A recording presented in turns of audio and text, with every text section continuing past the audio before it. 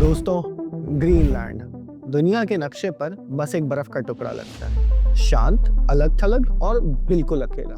अगर आप इसे एक मिसाइल की नजर से देखें तो ऐसा बिल्कुल भी नहीं है। इस सिचुएशन में ग्रीनलैंड दुनिया के बीचों बीच है। कुछ साल पहले जब अमेरिका के प्रेसिडेंट ने ग्रीनलैंड को खरीदने की बात कही थी तो पूरी दुनिया इस पर हंस रही थी, पर आज कोई नहीं हंस रहा, क्योंकि आज ग्रीनलैंड अमेरिका के लिए सिर्फ एक रियल एस्टेट डील नहीं बल्कि सर्वाइवल का सवाल बन चुका है। एक तरफ है चाइना की रेयर अर्थ मोनोपोली तो दूसरी तरफ है रशिया के मिसाइल्स, और इन दोनों के बीचों बीच खड़ा है ग्रीनलैंड।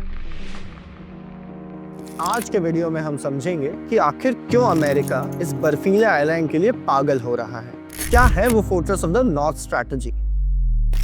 हेलो दोस्तों, मेरा नाम अमन है और आइए समझते हैं इस जियोपॉलिटिकल खेल को।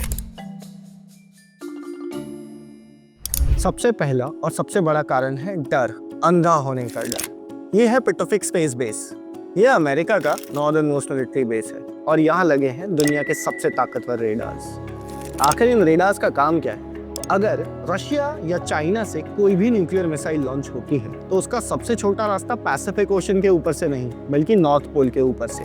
जैसा कि बेल्फर सेंटर की एक रिपोर्ट बताती है, अगर पिटोफिक स्पेस बेस अमेरिका के हाथ से निकल जाता है तो अमेरिका के पास सेकेंड्स कम पड़ जाएंगे किसी भी न्यूक्लियर मिसाइल को डिटेक्ट करने के लिए। इसलिए ग्रीनलैंड सिर्फ अमेरिका के लिए इम्पोर्टेंट ही नहीं बल्कि अमेरिका की आंखें हैं। अगर ग्रीनलैंड अमेरिका के हाथ से निकल जाता है तो अमेरिका अंधा हो जाएगा। इसलिए जब भी कोई दूसरा देश ग्रीनलैंड में इन्वेस्टमेंट की कोशिश करता है, स्पेशली चाइना, तो अमेरिका पैनिक मोड में आ जाता है। जैसा कि 2018 में हुआ, जब चाइना ने ग्रीनलैंड में एयरपोर्ट बनवाने की कोशिश करी तो अमेरिका ने ग्रीनलैंड और डेनमार्क पर प्रेशर डालकर उस डील को कैंसिल करवा दिया। पर ऐसा आखिर अमेरिका ने किया क्यों? क्योंकि अमेरिका अपने बेडरूम के बाहर किसी और को घर बनाने नहीं दे सकता। लेकिन मिसाइल डिफेंस तो पुरानी कहानी है, असली लड़ाई तो अब जमीन की है। आपके फोन से लेकर टेस्ला की ईवीज और F-35 फाइटर जेट्स तक, इन सब को बनाने और चलाने के लिए लगते हैं rare earth minerals like neodymium and dysprosium.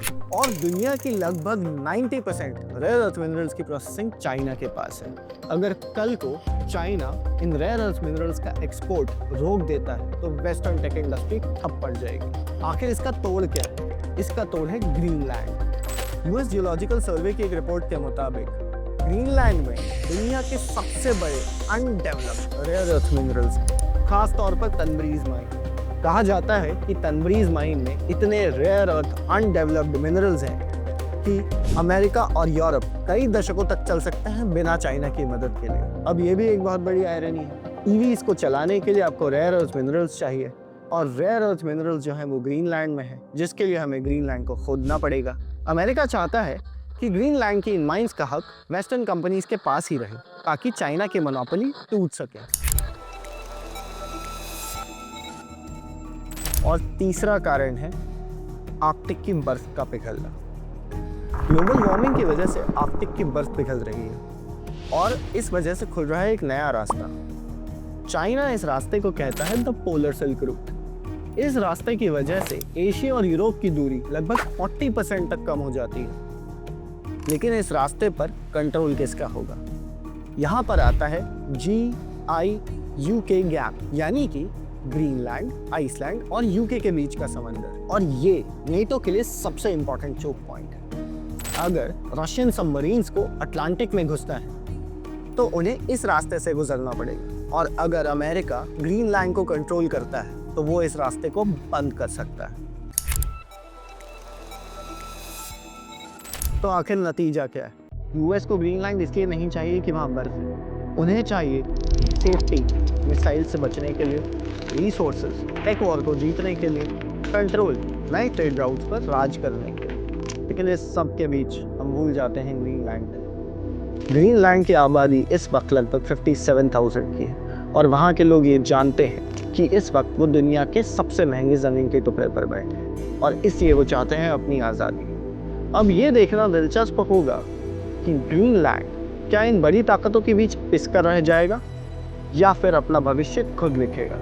आपकी क्या राय है? क्या ग्रीनलैंड एक सेल्फ सफिशिएंट नेशन बन के उभरेगा या फिर यूएस का 51st स्टेट बनेगा? अपनी राय को हमारे कमेंट बॉक्स में बताइए। अगर आपको ये वीडियो अच्छा लगा तो इस वीडियो को लाइक करें, हमारे चैनल को सब्सक्राइब करें और इस वीडियो को शेयर करें। तब तक मिलते हैं अगली वीडियो में। जय हिंद।